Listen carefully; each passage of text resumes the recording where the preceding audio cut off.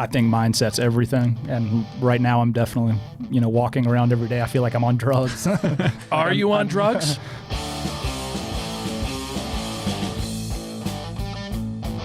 Hello and welcome, ladies and gentlemen, to another edition of the Poker Central Podcast, episode 151. Once again, I am joined by Brent Hanks, and over there, in the corner, joining us today on the show, the all-time money list leader from Alabama, with more than $7.7 million in career tournament earnings and not a single fancy trophy to show for. This man has grit, determination, handsome, good looks, and an amazing hat, mind you. Captain Shannon Shorr on the ship that is sinking, that is the Poker Central Podcast. Thanks so much for joining us. Thank you, guys. I appreciate it. Was that a good introduction? That was Hello and welcome everybody to another edition. You already got the first needle in the first 30 seconds. Exactly. So How many people actually think that the Bellagio Cup was the World Poker Tour? Yeah, it should have been though. It was $960,000 for first. Who did you beat heads up in that event? Danny Wong. Danny Wong. That's right. That's what a throwback. Wow. How much does it hurt when you look at your Hendon mob, which I'm sure you do every morning, that there's not that big number one? I'd be lying if I said it doesn't enter my consciousness, but there's been times where I've thought a lot about it, but it's hard. It's hard to win tournaments, and I not to make excuses. I've definitely fucked up lots of spots down the stretch of tournaments. But I don't think I was ready to win, kind of. Wow. It's unbelievable that you just said that. Phil Hellmuth last week on the show, he said that there's this formula and that you're like Ben Heath. He said he was ready to win. I think that was his own quote. Right? What Ben Heath said was that for the longest time, he didn't feel as though he wanted to win. True, in his really heart and soul, he didn't want to win. Yeah. He wanted to do well, and he didn't want to win. He said, the attention, the media, the people around, the crowd, winning added sort of this extra element, this extra pressure. Have you felt that too? I completely agree with that. I think probably many of us deal with that, not just in poker, but in all avenues of life. A lot of us are sort of scared of that huge success. How is that going to change the identity that we know that we are, kind of. So yeah, I can definitely agree with that, but I think it's just a fucking anomaly that you haven't won. I mean, honest to God, right? There's two players in my mind that come up right away that don't have a major title. One is Shannon Shorr. I don't know how it's possible, and Maria Ho. Yeah. How do they not have a major title? And it's, maybe it is this subconscious thing or this will to win, but that's bullshit. I think it's all just variance and it's nonsense, and it's a matter of time before you just win the damn thing because your head game's strong. You're probably in a great place right now, right? You're recently engaged. I am, yeah. I think mindset's everything, and right now I'm definitely, walking around every day. I feel like I'm on drugs. Are you on drugs? Occasionally. Yeah, good for you, pal. No, but then of course the question is, when did that turn? Because this year's been really strong. We got a lot of. I can list off all the deep runs you've had. It's a lot already. Was that turn was that switch flipped this year? I would say it's been, the last couple years I've been really putting a lot of time into my game. Before I was I've been around a while, but I played I'd fly to stops. I spent 10 years just traveling the world on the move, so I feel like I was in a very sort of hurried mindset, which I don't think allowed for my best poker playing at time, in the sense that, you fly somewhere, you get one or two shots. And I wasn't really, I played some cash online, to stay technically sharp and stuff, but didn't really, a lot of these guys are really dedicating themselves to this career. So you're studying a lot then? I have been, yeah. Right in the lab. What does that study session kind of look like for you? For me, it's I'm in communication with a lot of guys. I've, of course, used PIO and watch a lot of training videos, different sort of, a variety of different. You said communication with a lot of guys. I mean, I know you and D Pizzle, David Peters. You guys are good friends. Disco David, Eric Baldwin, Justin Young. Is this kind of your core group? I mean, Mike Katz, real estate Mike Katz. Now, guys out there selling houses and buildings. Is this your core? These are the guys that you talk with a lot. Yeah, all those guys, and probably dozens more, that I message with occasionally. I'm always interested to hear a variety of opinions on different spots, just because there's a lot to poker. It's not just there's times when I've definitely been playing too technical, times when I've been playing too exploitative. It's a lot goes into sort of trying to find this mix of in this crazy ass game. Right. This summer so far, things have been going really well, and I think it sort of ties into the entire year. You've cashed for more this year already than every year prior, with the exception of 2006, which was the big breakout year, of course, when you had that nearly $1 million score at the Bellagio. Third place in the 5K no limit. Is that a result a few days later now you're proud of, or with the chip lead that you had, is that a really sore spot? Well, for the record, I came second. Oh, second. Come on, Remko. Second, third, it's not a win. There was times in my career where that would have like really hurt, but I've had this sort of mindset switch where I'm just incredibly grateful. You can't just always focus on not being at your peak, and I lived that life. Like the shape of my career was such that I had like won a lot up front, and then I was sort of always peak stuck and kind of chasing that, so it like had an effect on my mindset. Peak stuck. Wow. I like that verbiage a lot. You know what else I've noticed too? Back when I first met you, a long time ago, you were real into some of my favorite, listening to like Tool, Nine Inch Nails, some dark shit. Yes. Now you're very outspoken. Like I see you at the Lightning in a Bottle festival. You're fucking juggling shit. I mean, you're really, you've gone from like, I don't know, dark cave, centipede to now you're just like a butterfly, that's out there kind of just embracing the earth. And is this the mindset change? Did it change your music as well? That's like a remarkably cool analysis. Yeah, I mean, it's true. Like I think we're all products of what goes into our what we're exposed to, right? So, if you're listening to dark stuff and fucking watching Forensic Files and shit a lot. Man, maybe I just need to change my tune, if you will. I still enjoy Tool. I think they're great. Yeah. Wonderful musicians. Tool's fucking amazing. They're amazing, right, man? Like, man. Yeah, Well, today anyway. I told you wear something else than black. He goes, I only have black. I literally Shannon made a comment to me the other day when I saw him. He's like, hey, nice jacket. Never seen that one before. It's literally the same jacket I have on every single day. Yeah. I mean, I made a real effort to, appeal to the Alabama native here on the show, wearing my true lumberjack. You're just a Siberian mongrel anyway, so this just fits for you. It's Yeah. true. Where's my mayonnaise, by the way? I don't. Please with the mayo. I have a sensitive stomach. Shannon's chiseled. You don't eat mayonnaise, do you? Do you consume that sort of grease? No. No. See, Remko, get it Damn together, pal. Okay, we need to keep track of Mayo standings on this podcast, because obviously there's a lot of haters, but there's also some lovers on the show. So this year so far, just to get back to it, I went through the results so far this year. There's a second place in a World Poker Tour, the Gardens event, big score, and a second and a fifth in some side events. Second in a Borgata for 171K. What's going to ultimately be the thing that brings you over the hump? Is it really just winning a coin flip? Is it really staying on this path that you're on currently, or is there something else that might eventually make that happen? I honestly think at this point that it's just going to be a matter of variance, kind of given the mindset that I'm in now. Moving to Vegas was the best thing that I've ever done, just like being able to play poker in a still mindset. I kind of wake up every morning and like just stretch and meditate and try to wake up, eat a very specific diet and try to wake up slowly, and just like, so every time I come play poker now, I'm ready to play. Whereas in the past, when you're, flying from, Atlanta to Barcelona or something, and then getting off the plane and starting like 10 days of poker within like 12 hours of landing, like it's pretty intense, and you don't really get to take that step back and be in a mindset where you can like make the correct hero fold or like hero call in a big spot. I just try to wake up. I mean, you have children, and they were gone for 10 days. Right.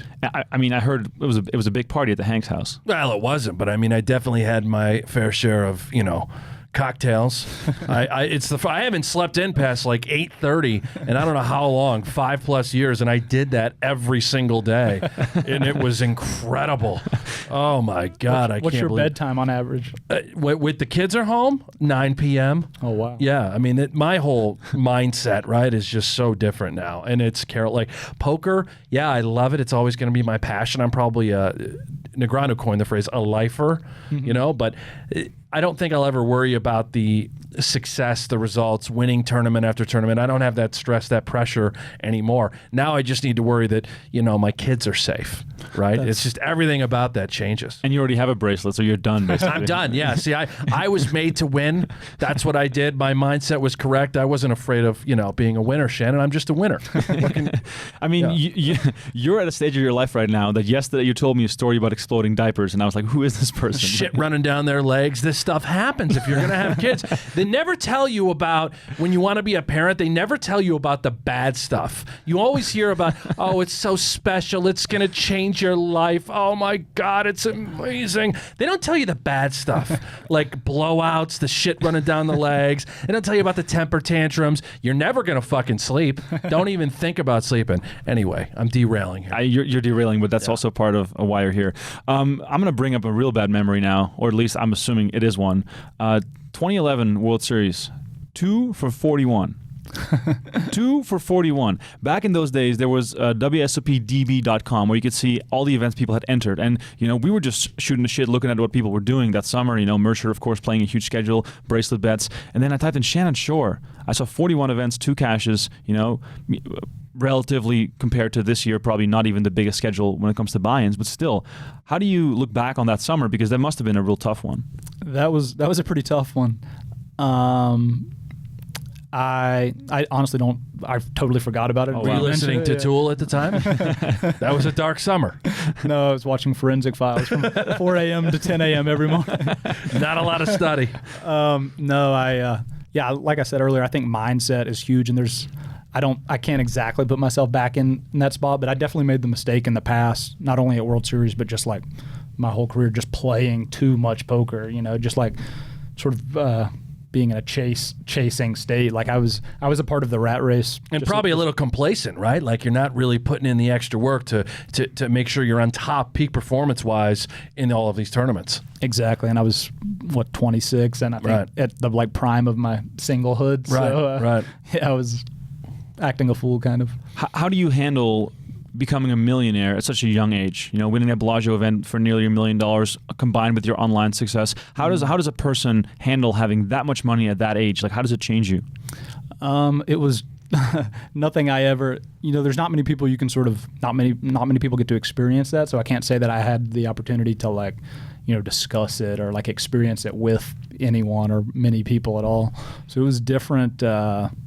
A different feeling. I feel like I come from pretty humble roots, so I didn't go I stacked off for a 12K Breitling watch. I think that's about as bad as I spewed. I drove the same $27,000 Chevy Tahoe from 2006 to 2015. Great vehicles. Great. I'm a Chevy guy. Great vehicles. Yeah, right. Yeah. So I keep it. I didn't do anything too crazy, and I think that's how I was sort of able to weather some of the rougher years. And even the Breitling, you don't regret?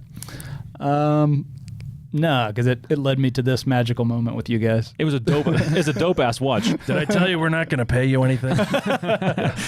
I mean, I remember following the updates on Card Player back in the day and seeing you with a giant watch. That's inspirational, or aspirational, I guess. That I feel like the watch is always the first thing you get.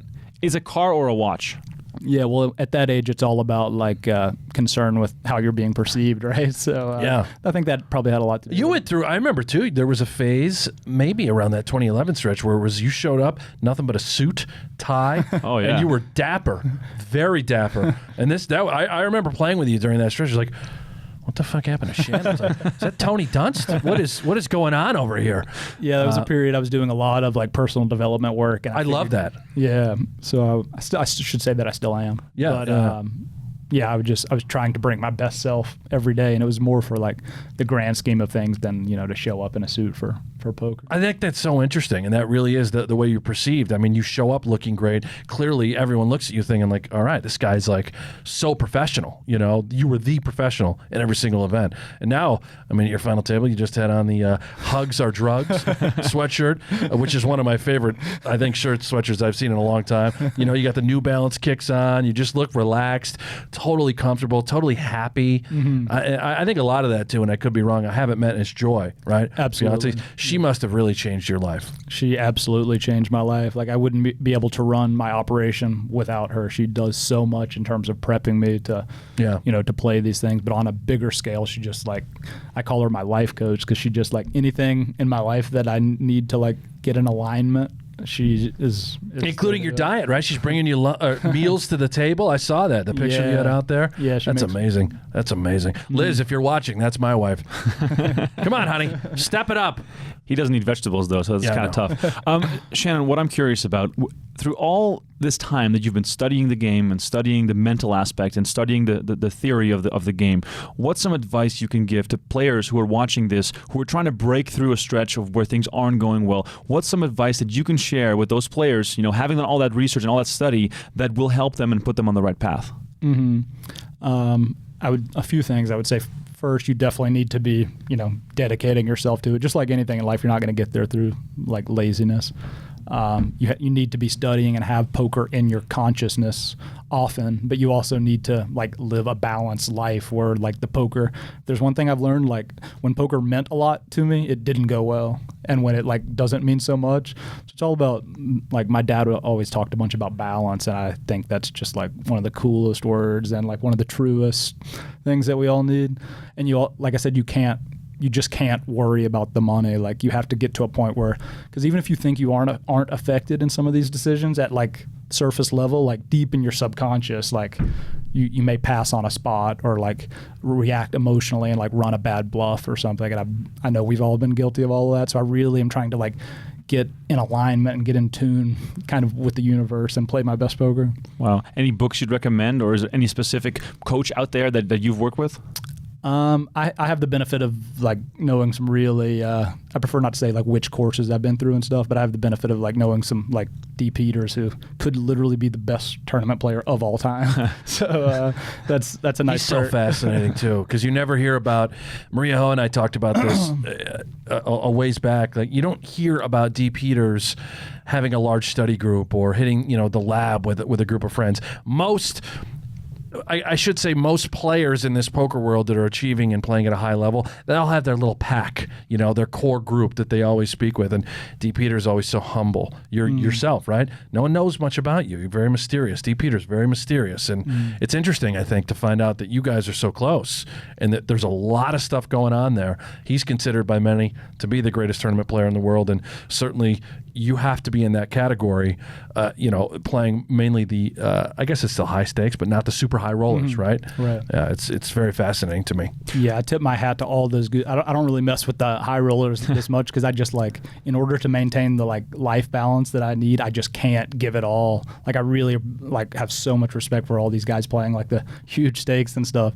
But it's like I've found a balance where I can like play stakes that are like meaningful, and I also keep like my balanced life. And the money's great too. I mean, Jesus Christ, you're piling up the biscuits this year. I mean, amazing stuff. And I assume you have a high percentage of yourself in the majority of stuff, whether you're swapping, selling a little bit here and there, but you're able to retain a lot of that and continue to build that role.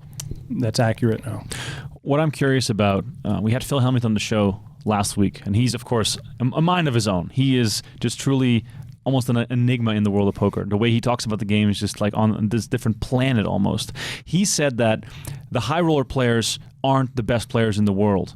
From your perspective, being best friends with David Peters, what is it that makes them different? Is it like, are they just completely sick in the head that allows them to sort of disregard, the insane stakes and play their best game in those moments? Is it a clear skill difference? What is it that you see that separates them, and do you believe those guys are way ahead of the regulars in, let's say, a 5K? Yeah, it's not, for the most part, that core of players. I don't think it's up for debate that they're the best at no limit tournaments. I think, yes, definitely the fact that they don't give a fuck about the money. Like obviously the stakes that you see on TV and stuff, it's not playing nearly at those stakes with like swaps and percentage selling and stuff like that. That's another reason I avoid those events, because I kind of just like playing on my own, and I don't really know the landscape of who has what percent of who. But I think the best guys are the guys that also have played a bunch live, obviously, so they're like very technically sound. They know the baseline for all of these decision making, but they're able to deviate in the sense, and they're people's people, and they can notice just the slightest change in people's energy, and it's just absolutely fascinating. You think they would adjust well coming from a $300K buy-in and then playing, today's $1,500, right? Would they still be considered, and let's use David Peters, right? He's still going to be a favorite in that event above everyone else in the field. And you think that's very fair to say? I think so, yeah. So they can adjust and come down and play with anyone against any type of player and still make the best optimal decisions. Yeah, I guess probably not 100% of the time, but like the majority of the time, those like I know D. Peters, when he sits at a poker tournament, he's going to be like giving it his all. Yeah, Like, that's always been my thing. Is like I'm thinking about Jason Kuhn, right? I'm thinking about Brent Kenny, D. Peters, all of these guys that play the super high rollers on the reg, and it's. Can they come out of that mindset where everyone they compete against is elite, cream of the crop, the best of the best? Can you just hop into 1500 and surround yourself by a bunch of drizzlers and perform? I mean, that seriously, like that's a tough adjustment. Yeah. You're just sitting next to fucking Remko in a 1K. Yeah. It's like, all right, well, I know I'm just going to exploit the shit out of him. You don't have to worry about frequencies because you know what he's got. That kind of, Yeah. But you see what I'm saying? You know, there's clearly an adjustment there. there is, and definitely like I would say at a high clip, they may not be playing their best because it's just like that is just fact that they just went from playing, whatever they had. They obviously, it's unlikely they had 300. If they're playing the 1K, it's pretty unlikely they had 300K of themselves. Yeah, who would you say of that group it would be, and maybe it is David Peters, the best well-rounded player, whether it's the way they interact with people, the way they understand the human emotions at the table, as well as the fundamentals in the GTO. Is it David Peters in your mind? He's definitely one of the best. From like I said, I don't play these high rollers that much, so I haven't seen these guys as much lately. Right. But I watch a bunch of streams and stuff. Jake Schindler's always been one of my favorites. Right. It's interesting, too, that we talked about this with Phil. None of these guys, with the exception of maybe David, it's kind of depressing because we won't see them chasing the bracelets. We won't see them chasing the WSOP Player of the Year. And from the outside looking in, if you're kind of just your casual bar poker fan, it's those names that you see the banners hanging in the Rio. It's those names with the 15 bracelets all the way down, right, that stick out to them. And it's, what about these super high rollers? We know they're the best, but why aren't they chasing those bracelets? I want that to change. I really want them to be back in the hunt. And it's depressing because I don't see a landscape where that happens any longer. What can we do to fix that? I think there would have to be like much higher buy-in World Series events because when it comes down to it, if these guys that are like such crushers, like they must be in a mindset where they don't give a fuck about bracelets, which you can't. Like a bracelet's cool and stuff, but it's like this sort of ego can't exist where like that's what really matters to you. It has to be about like putting yourself in. I mean, it does for some people, but I think it's for a lot of these crushers. It's more. I think that's a really fun solution, though. Maybe right. You just add kind of another tier to the World Series that's composed of super high roller type buy-ins, and maybe a new category for a bracelet. The platinum. I mean, I think that the bracelets will always stay the same, but there is an argument to be made to have one high roller-esque event every week. If you have 7 or 8 of those throughout the summer, whether those are all no limit or maybe a few PLO, I think that would definitely entice those players to play more because that's interesting. You see it in like the 10K Super Bounty. All those guys played that. You see it in the 10K Short Deck. All those guys played that. There is a price point and a format that tickles these guys, and they love to play those kind of events. I love it when they're tickled. Oh, beautiful. Yeah. Shannon, I'm curious how you feel about the gimmicks at the World Series of Poker. And I call them gimmicks in the politest possible way because I'm a big fan of the Big 50 and the Super Turbo Bounty and all those sort of weird things that when you first play the World Series of Poker, it was either 1K, not even a 1K, 1500, 5K, 10K. That's it. No limit hold'em. Show up, take it or leave it. 6 max or 9-handed. That's it. End of story. Pot limit hold'em used to even be a thing. How do you feel about these gimmicks, and what would you add or subtract? What are sort of the formats you enjoy? What are some of the ones that you would remove?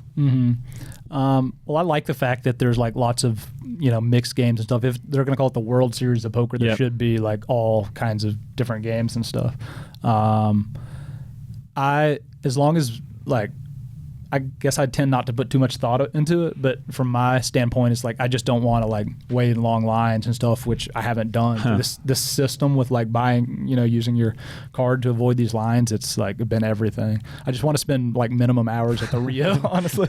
So you just basically show up and you play whatever's being offered. You don't really put too much thought into what is and what's not. There, for the most part, when I'm like making a decision where I'm gonna go play poker, it's what's the highest value event, and try to think on a little bit like of a long term scale in the sense that I'm not going to kill myself like nowadays showing up for like a 500 or 1K from the start and play 12 hours. I have to like sort of it's a long summer, right? So try to maintain some stamina for these like bigger events down the stretch. Do you think it's a good thing with the WSOP bringing in, right, they kicked it off with a big 50. 28,000 people came out to play that event. They followed up shortly after that with the $600 deep stack that they just never foresaw getting this big. There was over 6,000 people in that. Is this a good thing to get all these people in the door and excited about poker? Or should they go back, kind of revert to the old way that Remko pointed out, the 1Ks, the 1500s, the 5Ks? Do you like this change? I do, honestly. I know World Series has gotten a lot of slack, but these guys are working hard, and like the fact is every day at the Rio, like what is it, Tuesday, 10 a.m., whatever day, it's like you got to fucking walk through like 300 people to get wherever you're going. So, they're building the game, and there's tons of events for all of us to play. I'm pretty sure I could look until like mid-July, and if I want to play poker every day, there's something sexy on the schedule to play. Yeah, for sure. I love it, Remko. I love that they just pack the Rio full of, sardines in a can, and you just peel it open. It is frustrating from Shannon's perspective. You don't want to wait in line forever, and it's difficult at times when you're meandering through hallways just trying to focus on your task at hand. But I love what the World Series of Poker did, kind of re-energizing and bringing the hype early for this series. And it's so important that I think that we communicate with all of these folks and get them excited to come in and play. I know it's a smaller buy-in event, but who cares? Guy turned $500 into 1.2 million. 1.1, yeah. 1.1 million. That is, if that's not the poker dream, then what is? And just the fact that there's action around the clock for like pretty much whatever stake you want to play is like says something. It is definitely good for the game. Shannon, eventually that big win is going to come. Does it matter to you what kind of win it is? Because let me draw up a few scenarios for you. We were talking to Phil last week as well about, if you win LAPC, a 10K for $1 million, or if you win WPT Vienna, with all respect to that event, you're going to win maybe 200K. Or if you win the 7-card stud 1500 event at ELEZRA 1, you get 93K. If you win the 10K 6 max, you get $1 million. Does that matter to you when and how that big win happens? It's funny you say that. Like a lot of these events down the stretch that I've been deep in, it's like, man, this would be a cool event to win. But all these events and all these places worldwide, I feel like I have such like a special place in my heart. They all like resonate with me on some like energy. So I think I'm not going to be ungrateful for anyone that I can win. Win's a win, right? Right. Remko, where's Shannon at right now? This is another thing I want to know. WSOP Player of the Year contender. Oh, I think you're in like 14th place on Player of the Year. What's more important though is on 25K Fantasy, you're like leading the way. Oh, is that right? You've been smoking. Or you don't get me started on that. I know. We'll get to that later in the show. But you are doing really well hitting those field bonuses. But I did want to ask him about the WSOP Player of the Year. You're 14th. Is that a goal at this point right now in the series for you? No, I think I'm a huge underdog to make that because I'm just not going to. Okay, so I played the 10K horse. I was going to call you out on that. Yeah, thank you. I played 10K horse last night. Extremely fucking humbled. Really? I saw you were up pretty quick. So I final tabled the 1500 Omaha 8. Yeah. And like I think I'm really good at that game, and I have the benefit of a friend who's like probably one of the best, who gave me a lot of great advice. Mike Matisow. Yeah, Mike. I know that. Yeah. But yeah, so that was cool, and I love just like the novel, getting to play novel games. I know you love 8-game. I love it. I hate No Limit Hold'em. No Limit Hold'em sucks. But yeah, it was fun so I played 1500 8-game and like felt really good in that tournament. I literally never play these games. I play them like once every couple years maybe at the World Series, but I feel like all my work in No Limit Hold'em is like translating, I know like how to at the risk of saying too much, I know how to navigate these fields. Yeah, for sure. So what is the humbling part about yesterday? What is it that, John Hannigan does to you, or what, one of those sort of old school guys that play these games all the time, what do they do to you? Because it's just limit games. Where do you notice that, this is not your league yet? I just especially the stud multi-way spots, I just honestly am quite lost. I just don't have enough experience running these spots. So I obviously sold a ton for that 10K horse, I should say. I'm not I'm going to play. Don't worry, Mom and Dad. Don't worry. I figured I'd play it responsibly and just gain some experience. Like I said, I'm trying to make decisions for the long That really term. pisses me off. I wanted you to be in the hunt and contending for the WSOP Player of the Year. Every single one up on those bastards is just an ugly son of a bitch. Finally, we had the opportunity to get someone good-looking, handsome, sharp, wears a wonderful hat, and then he just tells me he's not even interested, Remko. It might be the first shirtless Player of the Year photo. Oh, my God. Just like flexing on that everyone. would be amazing. Yeah. Shannon, the travel aspect, you mentioned it a few times now in relation to poker. And obviously, when we go through your Instagram, we see a lot of corresponding dates with events, but you still make an effort to go see the city, smoke some weed in Amsterdam, go hike up a big mountain or to do something along those lines. That Amsterdam one that you pointed out, by the way, is my favorite Instagram post because it's you on a bench just smoking a big fat joint. And then the next one you scroll is just you out cold on a blanket in a park. It's just fucking out. Yeah. That's how it went down. So, talk to me about your favorite places because, as a travel expert, you must have some insider knowledge. And I can only imagine Amsterdam, judging by this photo, is probably high on the list. It really is. You got a good spot there, my friend. I've been fortunate to have so much travel experience. I think I've been to probably 40 countries or so. Wow. And to every major region of the world. So I'm incredibly grateful, and to do all that, I wanted to do that first. That's why tournament poker was so awesome for me, because it was sort of a vehicle for landing me in these places to explore the world. And I feel like I've gained so much perspective. And I'd say Peru, I did 2 separate 2-month trips, one in South America, both with my fiance.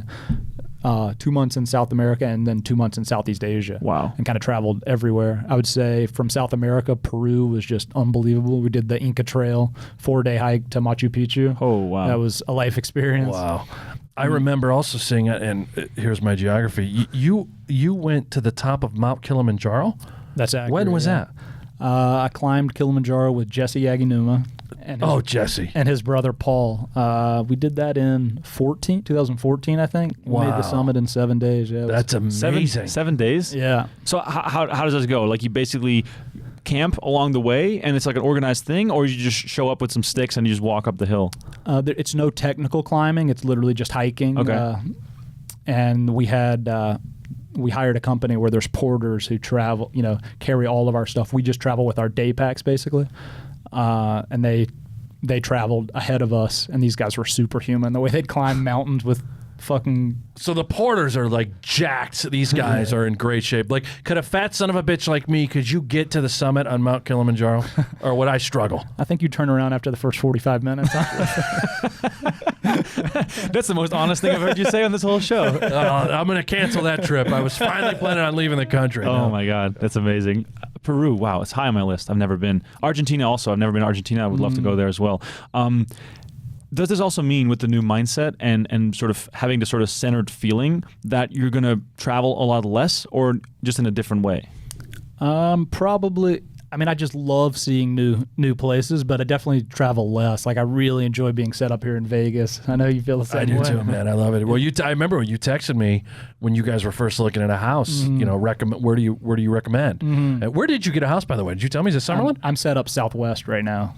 Got it. Okay. Yeah.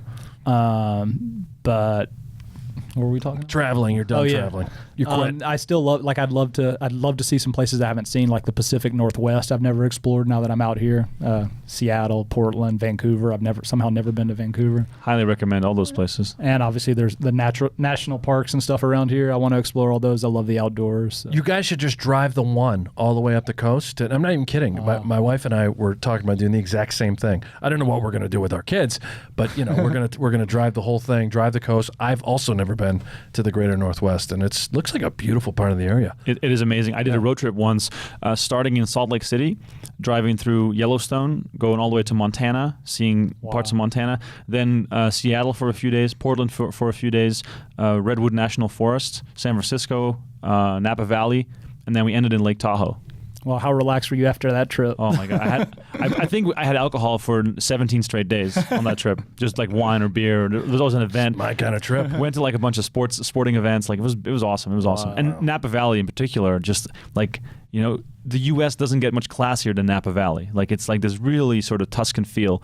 Highly recommend it for a romantic trip with the fiance. So Vegas is home for you now. No more Alabama? Or are you guys feeling pretty settled? We both like it out here. I mean, Alabama will always be. I'll have a home. My family's all there, and I love being back with them being back there with them is everything. Yeah. They've been just so instrumental in my growth, and I love them very much. It's like it's a very tough decision for me to leave that. I had some illness in my family that I tried to spend a lot more time there the last few years, but get the folks out to Vegas. Is this is this a spot that they enjoy frequenting? Oh yeah, to come see you. Yeah, definitely. And both my sisters and brothers-in-law. This is they have a good time here. Yeah. How could you not love it here? Right. It's got everything you want. I mean, do you even have any vices? Like, are you like a big craps guy or something? Or is there any sort of alcohol you're addicted to that we don't know about? Like, it just all seems to be so smooth. Like, you don't even like mayonnaise. So, like, when we go out together, like, what's happening?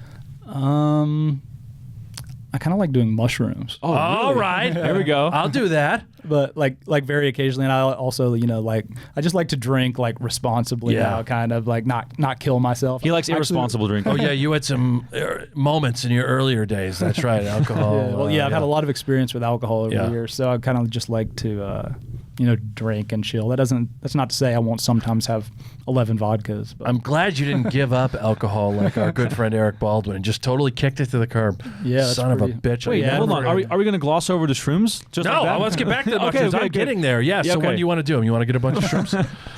Let's set a day. Yeah, pick a day. All right. Tomorrow. So okay, I want to hear, because I can only imagine you've never really played poker on shrooms, or have you?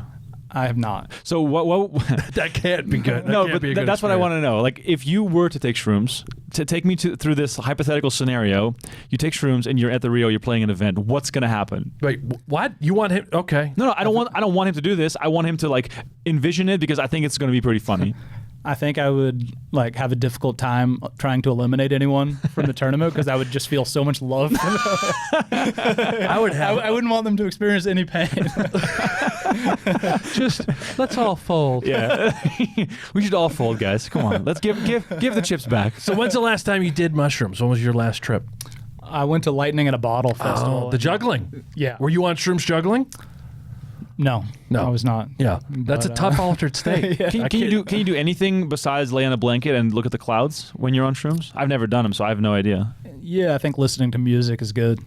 And no Tool, more like something relaxing. Yeah, I think so. You could do Tool, but it would probably, again, like the mindset, you would start to maybe see different things and feel different things. But Tool's very introspective, so maybe I don't know. I'd probably have a good trip on Tool. I think, why don't you try it out? Yeah, I was going to say. I will. Remko, can you get their tour date? Yeah, honestly, let's go ahead and look that up. Let's get some mushrooms and go see Tool. I think they're coming here. We'll do a podcast live from the Tool set with Brent on shrooms. It'll be an amazing show. I think it's a great drug. I'm in. Oh, I can't wait to see that. Let's pivot into a bit of the World Series results, and then we have some fun questions for you prepared. Or actually, they're not prepared. You're going to pick the question, but we'll get to that later. The World Series Poker, Brent, is in such full swing, but I don't want to gloss over that Femi Fakashin. What? What'd you say? Fuck a shin? Yeah, I think that's his name. Fashakin. It's a hard name to say. Yeah. He wins the Big 50 for $1.1 million, turning $500 into $1.1 million. Where were you? Well, I was watching Femi Fakashin win that money. That's incredible. It's amazing. That's the dream. We talked about this earlier. I mean, it's remarkable stuff. Guys out of Florida. I know Big Tony Burns down there at Seminole Hard Rock. He shout out some mad love to that guy. I think he's just a typical grinder. I actually went through this guy's Hendon mob. It was a couple days ago.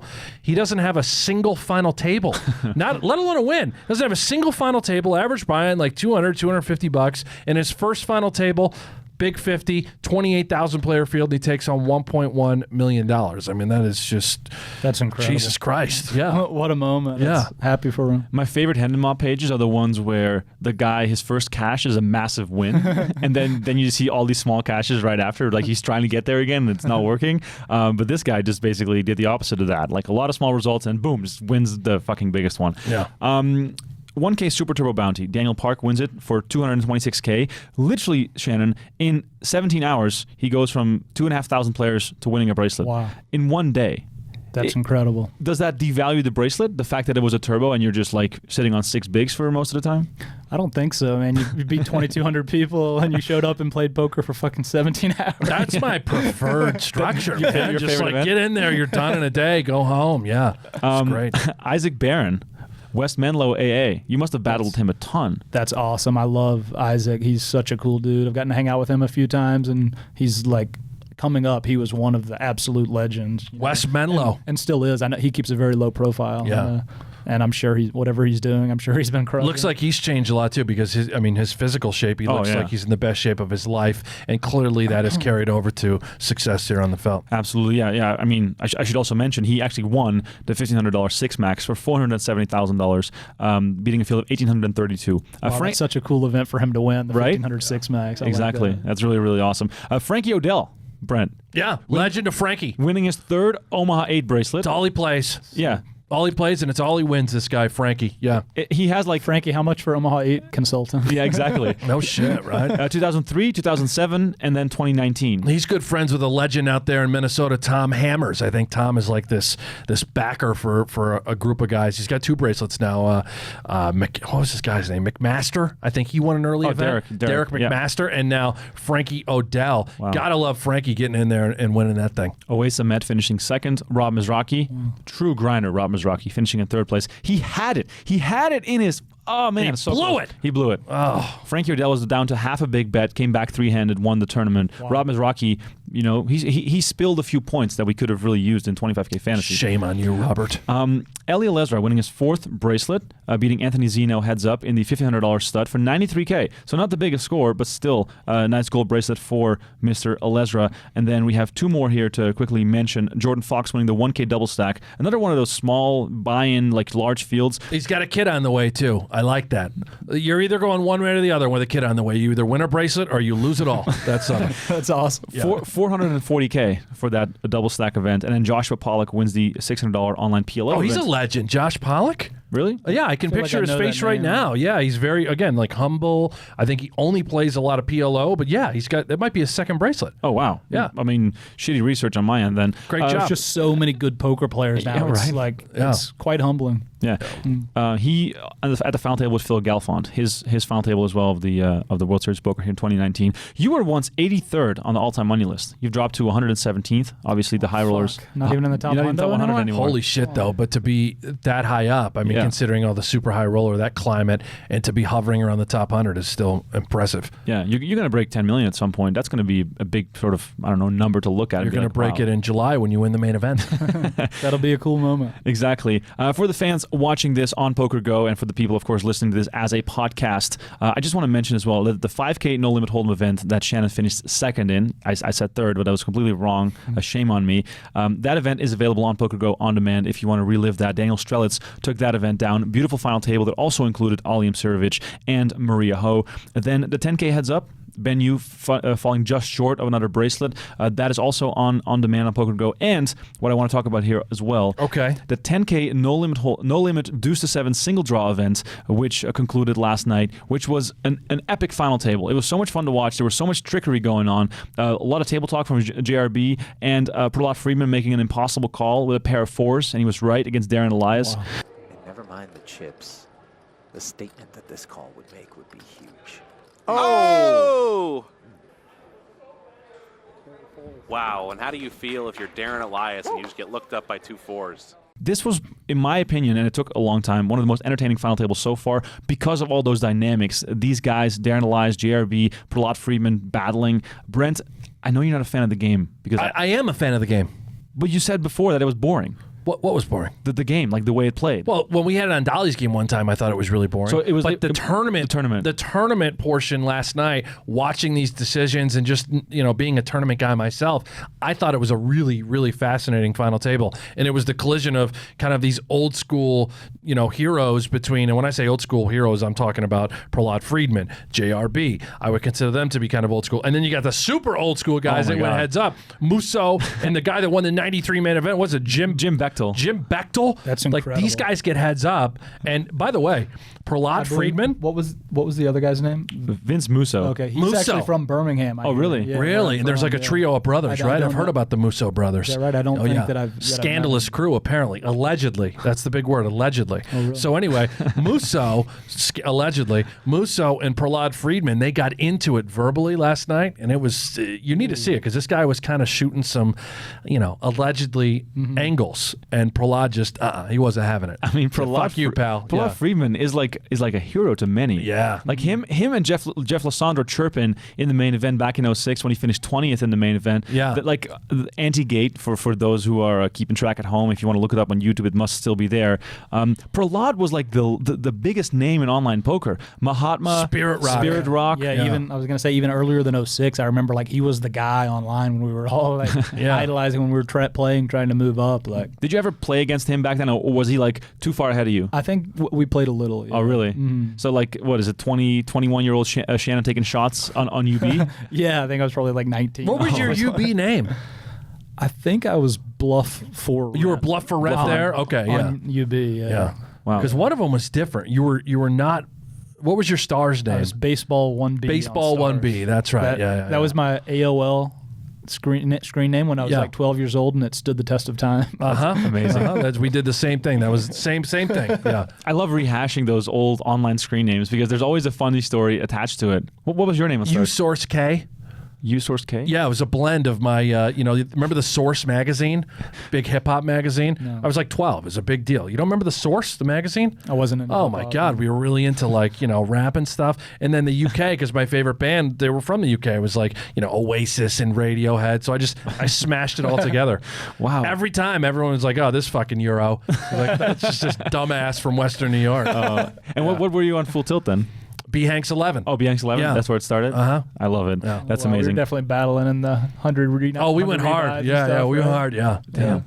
I once busted Pearl Jammer and I got a T-shirt and I wore it like every day. Oh, I thought it was the coolest thing ever. Great T-shirts. Those were the days. Yeah. They'd mail you a shirt and give you a couple $100. Right? Yeah, I think so. It was like a bounty on every one of those players. The red names and the chip counts on the page. Jim Bechtel winning that event for $253K. He is the main event winner from 1993. He had not won a bracelet since then, which is kind of impressive that he's like still doing it after all these years. He made a deep run in the main a couple of years ago when I spoke to him. Really humble, really quiet guy, family man from Arizona, a farmer, and he just loves to play poker. Comes out to the World Series every single year since I want to say like 1978 or something. But that's on PokerGO. That's what I want to say. If you guys want to rewatch that, it's very, very entertaining. Randy O'Hell and Ali Najad do a terrific job on the commentary. Lots to learn there as well. O'Hell and Maury Escandani on the commentary too. He hopped in because Randy got in the 10K horse and he bagged a top 3 stack. Wow. Yeah. Must be nice. Impressive. Yeah. Must be nice to be that good. Then Brent, World Series Poker Player of the Year.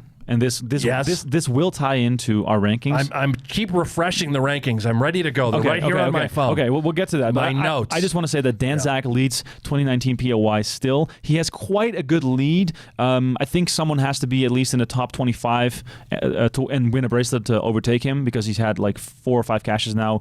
Five cashes. Yeah. So you're he won confirmed. one. What else did Dan do?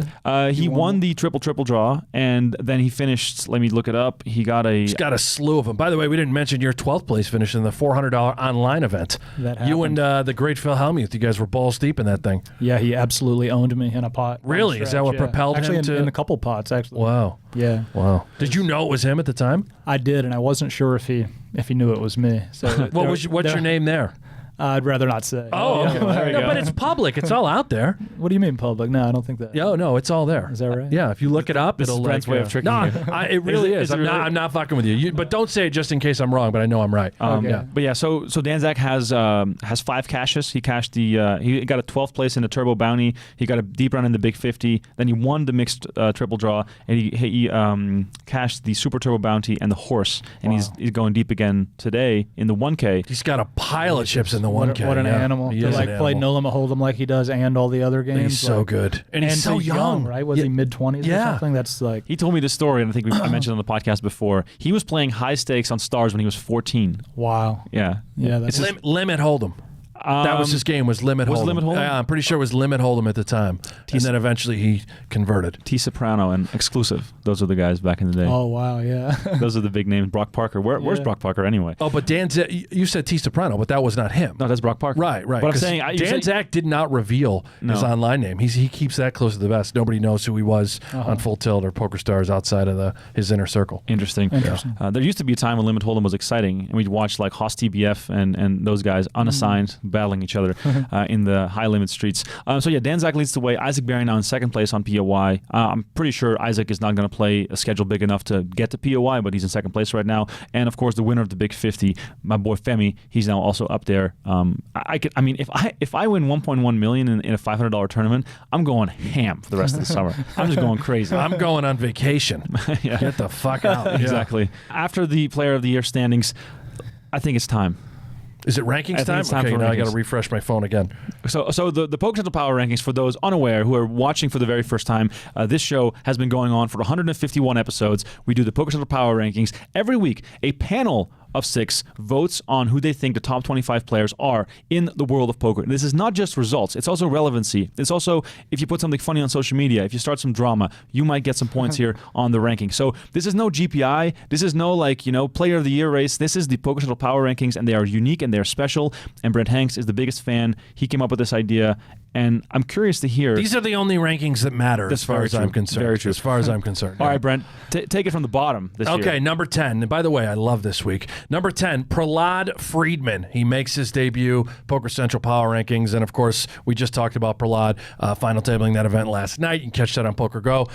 Number 9, moving on, Ali IMSIROVIC, the phenom, the kid. Speaking of young, I mean, have you played with Ali IMSIROVIC, Shannon? It's funny. He and I were just battling a ton in that 5K no limit. He came 4th, I think, and I played with him quite a bit. And I played a decent amount with him the last year and a half or so, and watch him on stream. Obviously, he's really, really, really good. And out of nowhere, man, he was grinding like small stakes online and small buy-ins back east just 2 years ago, and now he's considered to be one of the most elite tournament players on the planet. Yeah, hopefully people can draw some inspiration from stories like that, because poker is it's one of those things, especially playing tournament poker, where it can take off really fast if you it happened for me. You rededicate yourself, and once you're at a certain skill level and not giving a fuck about the money or anything, you can, and I'm sure he's pieced out in these bigger events and stuff too, but you can, if you can play poker comfortably, it can you can just win, and winning breeds winning. And he's a big family guy too. I love that. The roots run deep, very similar to yourself. I love that about Ali IMSIROVIC. That's number 9. Number 8, the one and only JRB, Jean-Robert Bellande. He's in there at number 8. He, of course, also final tabled last night event. I honestly think the fact that he's ahead of PRAHLAD, even though PRAHLAD finished higher, clearly with the rankings, with the committee at this week, they see the pictures of the wine. They hear him talking. Jean-Robert is just such a vocal presence anytime he plays, and he's one of the most popular players on the planet. And also, I put him higher in my rankings because I found out what car he drives. He drives a Rolls-Royce SUV. Oh, wow. What's the license plate decal? JRB. Okay. All right. So no more broke living. So if that's not good for 8th place, I don't know what is. Yeah, exactly. He's in there for 8th place. He might be in there for life as far as I'm concerned. Moving on. Number 7 this week, Daniel Negreanu. Who's that? A little bit of a drop, but he's still there. He's, of course, he's vlogging every day. I'm not a vlog guy, but he is the one. That's the one piece of content when I'm on YouTube or whatever that I can actually digest. It's very funny. You get an inside look at he and Amanda back home. And Eddie Sabat, I call them his son, their nephew, whatever the hell Eddie is there. But I just love all the stuff that Daniel Negreanu is doing. And of course, he's in contention once again for Player of the Year, final tabling the opening event this year. So Daniel, number 7. That's awesome. And big hat tip to him for doing what he's incredible. Doing. That's really awesome. Incredible. I have so much love and respect for him. I mean, the markup stuff, or I guess the no markup stuff, the packages that he sold, just giving himself away. That is, who does more for the game? I don't think anybody does more than Daniel Negreanu. Number 6, Professor Ben Yu. Wow. Ben Yu coming in at number 6. Wow, he's one of my favorite players. Is he? Yeah. Why? Yeah. Why? Tell me why. I just love how he goes about his business. No matter what, he went deep in the 1500 Omaha 8 with me, as well as I feel like he and I have been at 3 final tables recently, and he's just I love how he just goes about his business and his whole approach, and then when he hits you with the suit, I love him because he also I used to wear the suit, and he hit you with the suit at the final table yesterday. Not only that, but did you see his green glasses that he tossed in with the suit? I'm not sure if I saw. Oh that. my God! It was No, in the 10K heads up. Oh, He was really? playing Keith Lear, and he wore these toy glasses the entire time, and he's got this giant sleeve because his shirt is too big under his jacket, and he's just covering his mouth like this the whole time with these green glasses. I mean, you can't beat that. He's You're one going to intelligent lose. human. Yeah, That's amazing. Smart motherfucker, and he's great friends with Jeopardy James, which again, for me is it's so unfair that all this wisdom runs in the same circles. Like these guys are only getting smarter. We're falling behind every second. Yeah, amazing. I actually think that Ben Yu being at number 6 is a bit of a snub this week. He should be higher, according to my rankings. But anyway, moving on. Number 5. The great Phil Hellmuth. He clings to number 5, and of course, it's Phil Hellmuth. He's got one final table this series. He's always out there, outspoken. Really hard for him, especially considering the number of events, the typical success that he does have in the World Series. I have a feeling, get used to Phil Hellmuth. He'll probably be in the top 10 to stay throughout the duration of the World Series. That's awesome. Congrats to him for still doing it after all these years, and I hat tip to him for just being totally himself. And also our guest last week. You got to tune in to hear about his formula. Oh my God, it's formula. He's got it all in his head. No one else knows it, and it is. I mean, it's stood the test of time For sure. Yeah, Hall of Fame. Okay, number 4. Maybe you've heard of him. Maybe you haven't. This guy, Captain Shannon Shorr, right here in the power rankings. He comes in at number 4. Also in my book, a bit of a snub. He's a top 3 guy in my books, but hey, I stand with the committee. Unbelievable World Series of Poker for you thus far. Again, number 14 in the POY rankings. 3 final tables? Two final tables at the World Series. 2 already in the World Series final table. He's going to be going to play an event as soon as he finishes up on our show. You got a 1K PLO event? Yeah, might as well make a run there, huh? Get in there a little bit late and shoot it in. And if you bust that, then what do you get into? I got my eyes on that 3K 6 max. And a 3K 6 max. Yeah. I mean, it never stops for Shannon Shorr, the world traveler, newly engaged Shannon Shorr. Joy, if you're watching, proud of this guy right here. Okay, number 4. How about number 3? Maria Ho.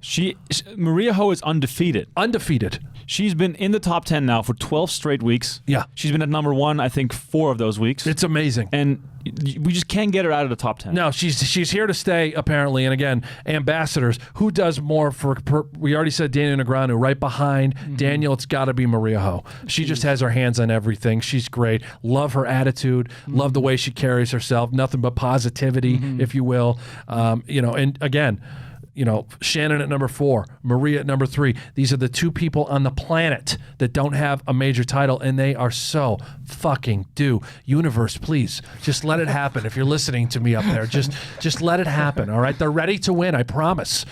Okay, is that enough?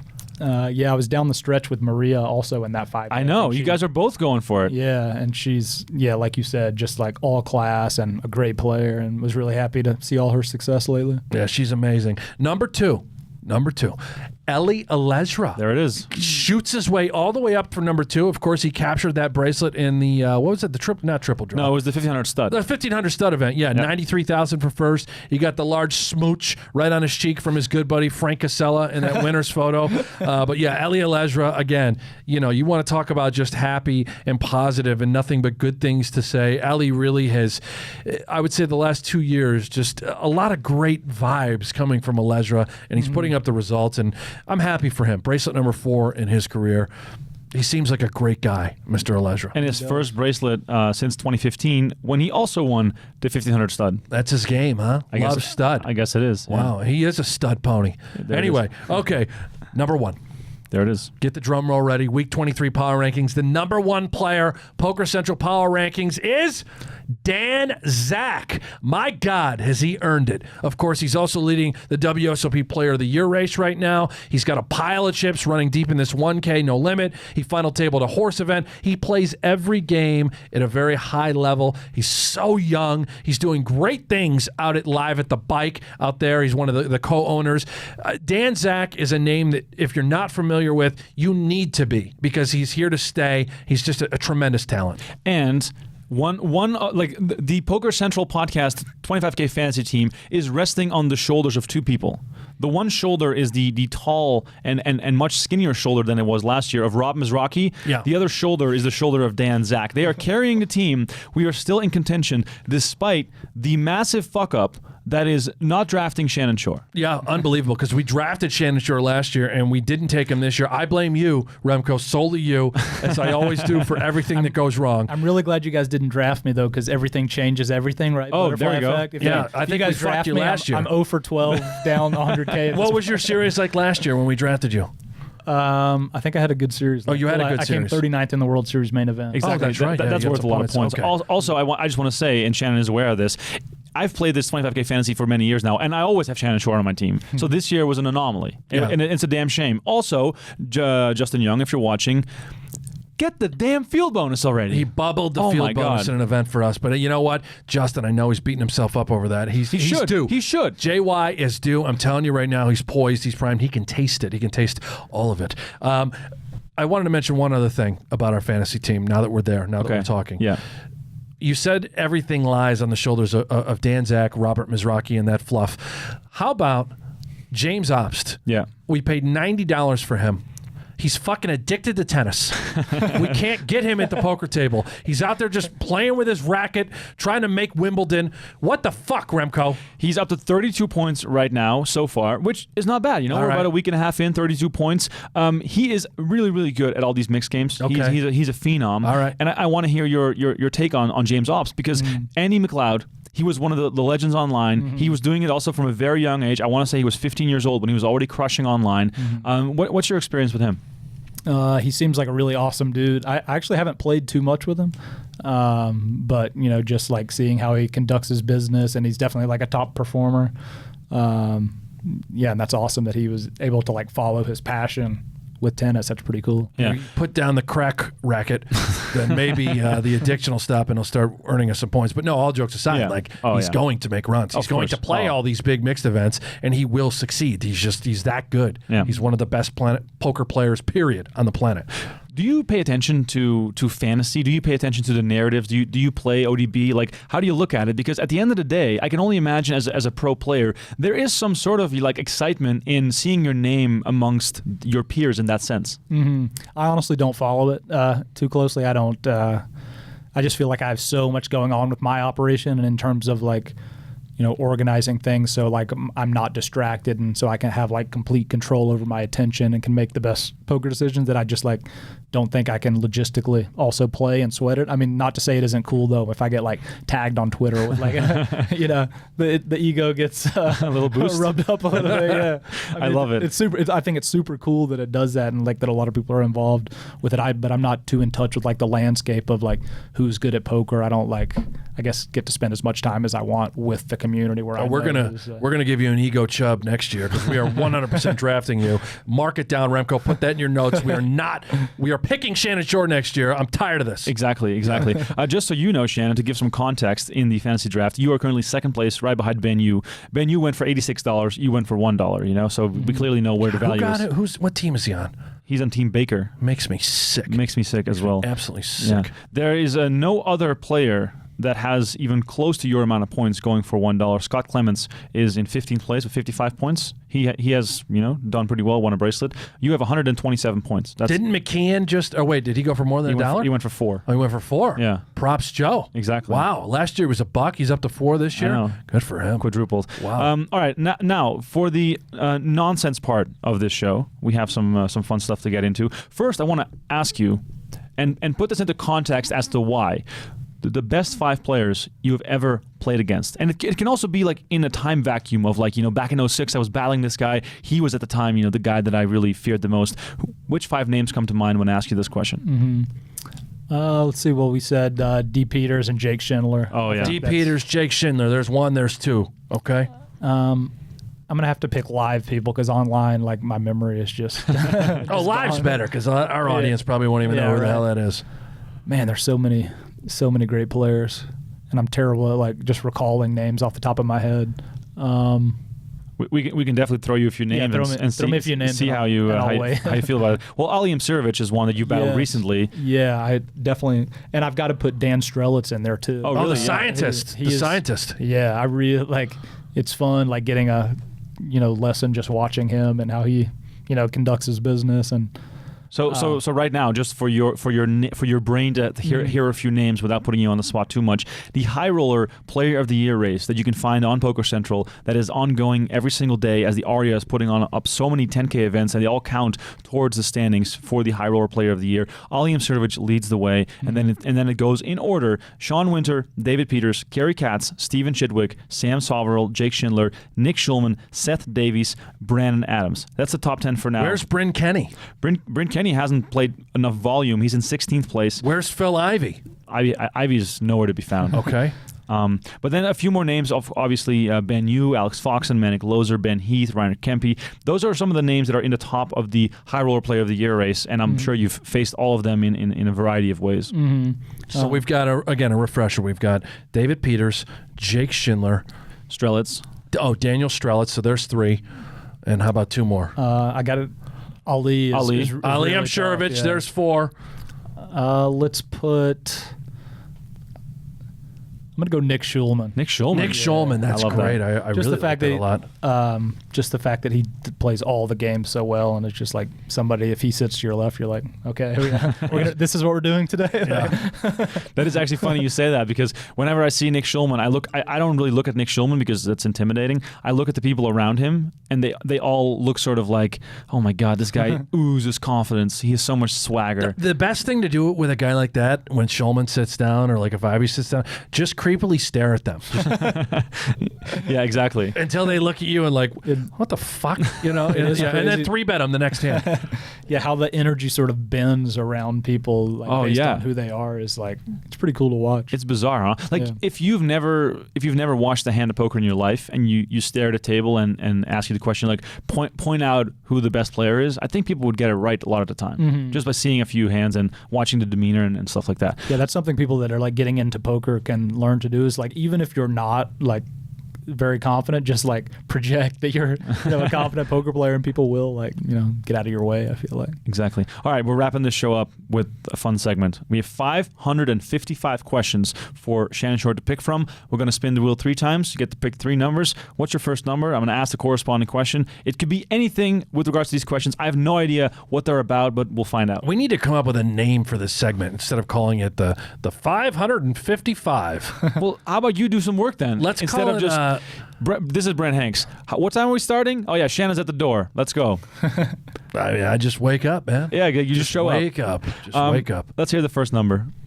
Let's go 85. 85. Any special reason behind 85? I was born in 85. There we go. Is that Ocho Cinco wasn't the receiver for the Bengals? Yes. Exactly. Big time favorite of yours. All right. The corresponding question I is... got his poster on my wall.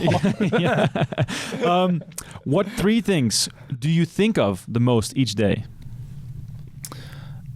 I'd say when I wake up, I'm like, how do I, especially if I'm playing a lot of poker, how do I get myself, what good do I need to do for myself to like get myself ready to do this? And because there's sometimes like playing poker's tough, all these hours and stuff. So there's sometimes when you're just tired and it's hard to like wake up and like go outside and stretch or meditate. But I just try to get the ball rolling. If I can do like one good thing, I tend to wake up every day and just like step outside, drink some water, and stretch. And I feel like if I can set the tone for the morning. I'll call that one. So he's got to name 3 of these things? Yeah, 3 of these things. So there we go. So drink water, stretch. There's one, right? What are the second 2 things that you always think about the most during the day? I'd like to check in with myself and see like, am I bringing my best self? And so you check in. We call that, what are we? What the hell is the right word for that? Retrospect. What word am I looking for? Mindfulness. Mindfulness. Yeah. Okay, so water, stretch, mindfulness, and what's number 3? Wow, this guy really just raised me on the river. This fucking asshole. That's a good... Anger management. Yeah. Anger management, number 3. How the fuck does he have a hand? What a deep first question. That's a very deep And you're going to question. give it to Shannon. It's just going to, this shit's coming loaded, man. Absolutely. Yeah. Because if I ask you, it's going to be nachos, PBR, and smokes. Yeah, it's like nudity. Yeah. Okay. Exactly. All right, give me the next number. 285. 81. 281. That's just random? Nothing there? Totally okay. random, nothing. Yeah. All right, let's see. 281. I hope it's something real weird. Wow. Have you ever had to stay overnight in a hospital, and why? Wow, that's so funny. This is is a a topic. poker story, this is right? a topic that I didn't want to have come up, but now that Oh, boy. We faded this one, too, because I know you're like, oh, fuck. Yeah. Yeah. I think a couple of times actually. First, I was when I was like 14 years old. I was driving on my cousin's four-wheeler in Clanton, Alabama, and I took it out. And I honestly do not remember what happened. Our last thing I remember is going up a hill on a forerunner, and then I blacked out, and I like came to just like bleeding from my head. And the last thing I remember is walking into like someone's backyard where they happened to be outside. This was a near-death experience. What? Yeah. This and is awful. Yeah, it was fucking insane. So. Wait, yeah, and did you tumble over, or do you not? I honestly don't remember anything. I remember So they took care of going you. up a hill. Maybe I like flipped it or something and like nailed my head. But yeah, they took care of me. Somehow found this. We're in like rural Alabama. This was at like where we had a lake house. Holy shit. And yeah, they came to and sort of helped. Got in touch with my parents somehow. Wow. Went to the What was the hospital. sort of injury? I had Concussion? to get a or- bunch of stitches. Yeah. and, it was ugly. But I think if I could have easily bled to death had that not happened. So Damn, that's Wow. crazy. Yeah. Yeah, great job, Remko. Wow. Nice question, What pal. a question. Yeah. That's insane. Yeah. Final one. Okay. 10. 10. Wow. Let me scroll all the way up. Last one gives him PTSD. Let's Wow. see what this one can do. Shout out to my fiance, born on the 10th. Oh, there we go. Oh, the there we little go. meaning there. Okay, yeah. This is one about looking back. What was the best phase of your life? So you can't say now because that's a lame answer. I should say I would say now. Yeah, 'cause I knew you were going to say that. I just like everything is in such alignment, and I just feel so grateful, which I think is what it's all about. I think I'd have to say from like age 21 to like 25 as I was like traveling and just like experiencing everything, being a kid from Alabama who like I had an amazing upbringing, but like that's the world that I knew, and like travel just gives you so much insight into so much more. So like just getting out and just like having my brain just like absorb all of this awesomeness that is the world. At least you can remember 21 to 25 now. I have no idea. I don't remember much. I promise you that. He just has a memory of that being fun. There's like no specific memories at all. Yeah, right. That's a good time. That's a great answer, by the way. I really love that. Yeah, and so for next week, you come up with a name for this segment I'll think on it. because it is a great segment. I love this segment. It needs a proper name. Yeah, and I know you brought this to the table. I feel like it needs to come from your corner. I'll try. But don't make it too European. Like make it something that Can we get it sponsored by mayonnaise? I don't want it too, foreign. No, not too foreign. Yeah. You don't like that. Yeah. You know what that means. Exactly. Shannon, thanks so much for joining us on the show. Thank you guys. I really appreciate it. That was awesome. That was terrific. Brent, whatever. Thank you guys all so much for watching. Thank you guys so much for listening. For people who are listening and wondering, am I missing out on something? Well, you are, because this is also available on PokerGO. This is a video show going forward. Every single week, Brent Hanks and I are going to deliver you a fun guest, the power rankings, these random questions that we have for the guests, and a whole bunch of other stuff. And especially during the World Series of Poker, a lot of talk about those gold bracelets and whoever else is winning and leading and contending and doing POI and 25K fantasy. So all I can say is if you are a listener to the podcast, please check us out on PokerGO. Go and watch. If you are not a subscriber just yet, use the promo code podcast to take $10 off the annual subscription. You'll get over 100 days of live poker every single year. That includes the World Series of Poker, Super High Roller Bowl, US Poker Open, all your favorite events. And then, of course, you get to look at this mug. How good looking are we? Exactly. I mean, this is amazing. Absolutely incredible. And on that note, we're going to sign off here. So catch you guys all next week. Thanks for watching. Thanks for listening. This was the Poker Central Podcast.